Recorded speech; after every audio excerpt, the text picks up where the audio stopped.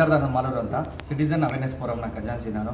ಏನು ಚಿಕ್ಕಬಳ್ಳಾಪುರ ಮತ್ತು ಕೋಲಾರ ಹಾಲು ಒಕ್ಕೂಟದಲ್ಲಿ ನೇಮಕಾತಿ ನಡೀತಿದೆ 77 ಹುದ್ದೆಗಳಿಗೆ. ಆ ಹುದ್ದೆಗಳಿಗೆ ಸಂಬಂಧಿಸಿದಂತೆ 77 ಹುದ್ದೆಗಳಲ್ಲೂ ಕೂಡ ಅಕ್ರಮ ನಡೆದಿದೆ ಅಂತ ನಾವು ಹಿಂದೆ ಕೂಡ ಪ್ರೆಸ್ ಮೀಟ್ ಮಾಡಿ ಆರೋಪ ಮಾಡಿದ್ದೀವಿ.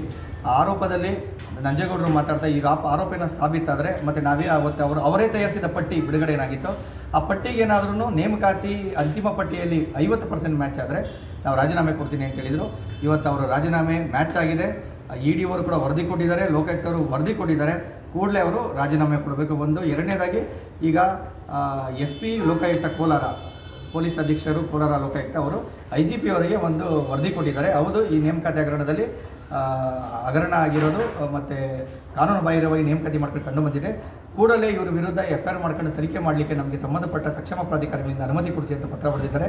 ಮತ್ತು ಕೂಡಲೇ IGP ಅವರು ಈ ನೇಮಕಾತಿ ಹಗರಣಕ್ಕೆ ಸಂಬಂಧಿಸಿದಂತೆ ಅವರಿಗೆ ಅನುಮತಿಯನ್ನು ಕೊಡಿಸಬೇಕು, ಕೂಡಲೇ FIR ಮಾಡಬೇಕು, ಇವರೆಲ್ಲನೂ ವಿಚಾರಣೆ ಮಾಡಿ ಅವ್ರನ್ನ ಬಂಧಿಸಬೇಕು.